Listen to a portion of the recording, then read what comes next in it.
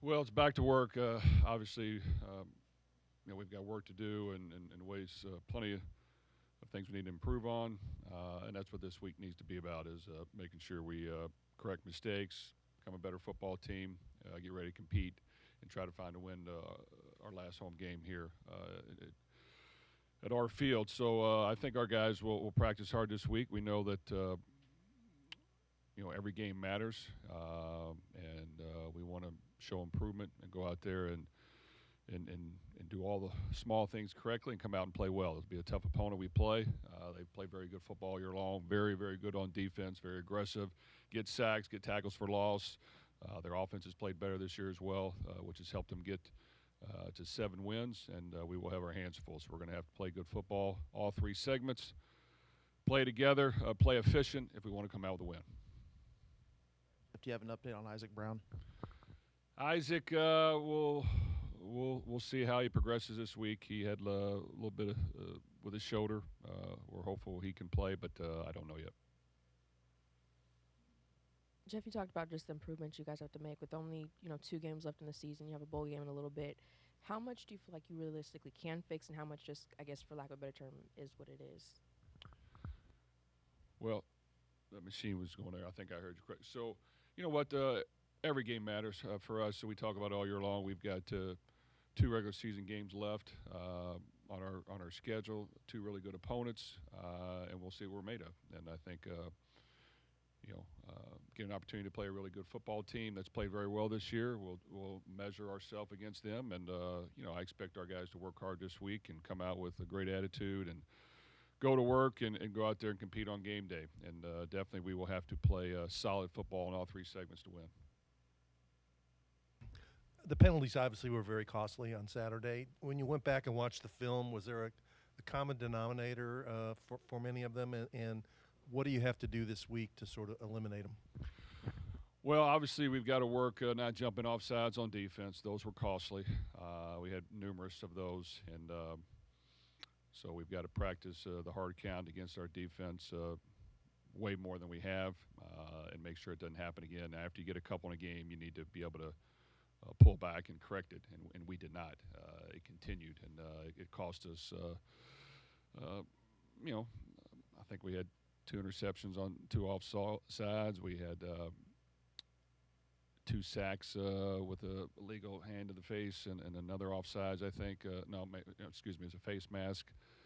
We had, unfortunately, we had a bunch of penalties, and they hurt us, and they were costly. So it was a bad day with penalties, and they were very. Every one of them cost us something. It wasn't just a small penalty. Every one was a key component to the game, and we need to clean that up for sure. I'm sticking on that theme. I'm not sure that you want to stick on that theme, but at the end of the game, obviously 2 very costly penalties. They didn't decide the game, but they obviously put Stanford in a position to kick that field goal. What do you say to the guys when they, 2 penalties like that impact the outcome in such a way? Well, we've talked about a lot that even after the game, like the focus you have has to be for all 60 minutes, and it can't be for 50, it can't be for 55. You can't let up at all. I thought at times, when you went back and watched the film, we did some good things, and then we just had some really costly, dumb things that we inflicted on ourselves that cost us. And without question, the 2 penalties at the end gave them just enough yards to kick a field goal, which shouldn't happen. 20 yards a penalty, so that was devastating to us, and cannot happen. If you scored 35 points, but it seemed like you left some points out. When you looked at the film, what did you think offensively about the way you guys performed the entire time?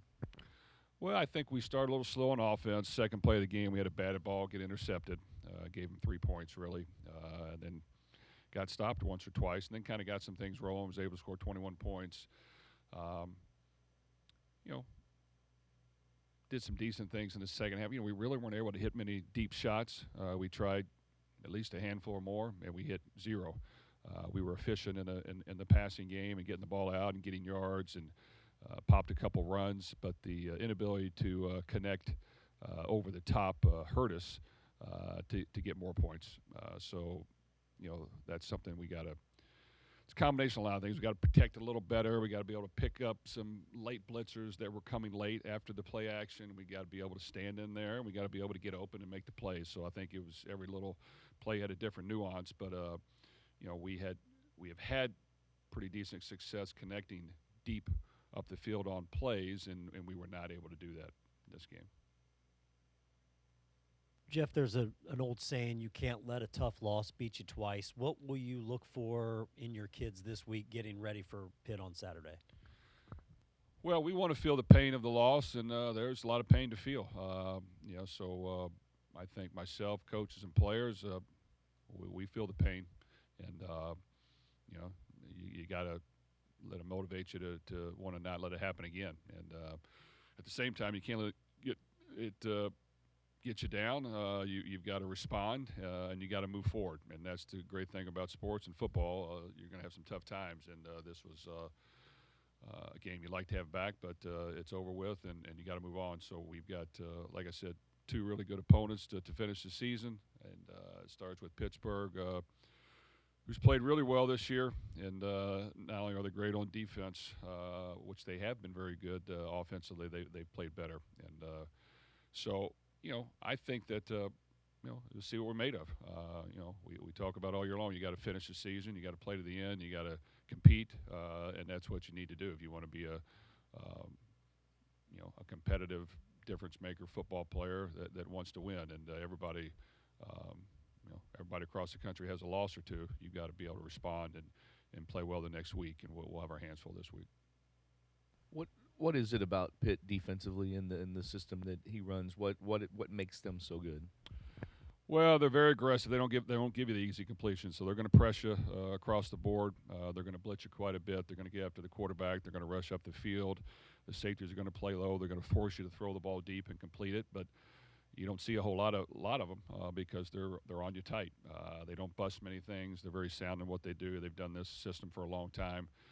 They've tweaked it over the years. They're much more aggressive in their blitzing approach, where they're, a lot of times going to, blitz six or more guys and play zone behind it instead of man, and knowing you have to get the ball out quick and react and break on it and make the tackle, and because of it, they land. So one of the top teams in the country getting sacks and tackles for loss, so we've got to have an answer and a plan, and we've got to play good on all three segments if we want to win this game. Jeff, you mentioned after the game, that you had preached all throughout the bye and throughout the week of preparation that you wanted to have them not have the letdown after the big game like with Pitt last year. Was there anything that you saw in that bye and that week of preparation that maybe suggested that they hadn't properly flushed the high of the Clemson game out of their system? Shoot, I can't really say there was. We talked about it a lot. I thought we prepared well. Got a couple guys a little healthier. We just didn't finish the game. We had the game in our control. Didn't finish it. Played bad down the stretch. A lot of things went wrong, and we couldn't stop that bleeding. And you got to find a way to stop it. And we had multiple opportunities to do it, and we couldn't get it done. So you look back and you identify the numerous mistakes, and you go about correcting it, and you don't shy away from it, and you move on to the next game, and that's what we're going to try to do this week. You guys weren't able to come home Saturday. How does that affect the preparation this week in terms of changing the schedule? And did you get any sense of being around your guys of what their mood is, of how they're going to respond? Well, unfortunately, we weren't able to make it back on time. The co-pilot got sick, and they weren't able to fly. Didn't have enough crew there, so we had to stay an extra night, which we did, and we got situated and really had our normal Sunday meetings early in the morning. We were at the hotel to 11, 12 o'clock meeting and going over the film and trying to wash that clean, and then got on the flight and took off at 12:30 Pacific time and got back here. I don't know, can't remember. It's about a 4-hour flight or so, and now we're on to preparation day, and our guys are on to normal schedule. I think we were able to adjust and adapt and get a lot of stuff done Sunday morning at the hotel that would have normally happened here, other than going out on the field. Jeff, in addition to the penalties, just the passing seemed like Ashton was able to pass quite a bit. I guess what do you want to see differently from the secondary moving forward against Pitt? Well, we didn't. We made some plays at time. We didn't play as well in the secondary as we can.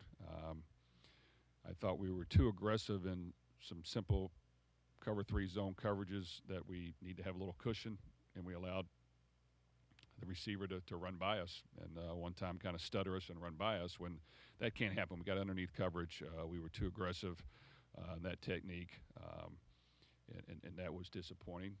But that can be fixed, and we need to fix that. And then, in the red zone, we had an opportunity on 4th down to get a stop, and we let the ball go over our head in the back corner, which, we got to cover that. And then we let the 4th and 1 pass go over our head in man coverage where we, can't allow that to happen. So, I mean, we had some miscues, and it hurt us. But we can play better than that, and we can play smarter than that. After Isaac Brown got hurt, Watson came in and really gave you a solid game. What do you see from him? What do you like about him, and what's his potential? Well, we like Isaac. He's shown great promise. He has some speed like Isaac as well that is hard to teach. He's got some elusiveness to him. Gaining strength and getting bigger and stronger is something he's going to have to do to help him, but he goes hard. And he's got some toughness as well, and he likes to compete. So while Isaac has been doing a great job, Duke came in and did very well. Understanding the whole scope of the offense, he's just got to continue to grow and learn through that, but he gives us great effort. So I thought he did a good job.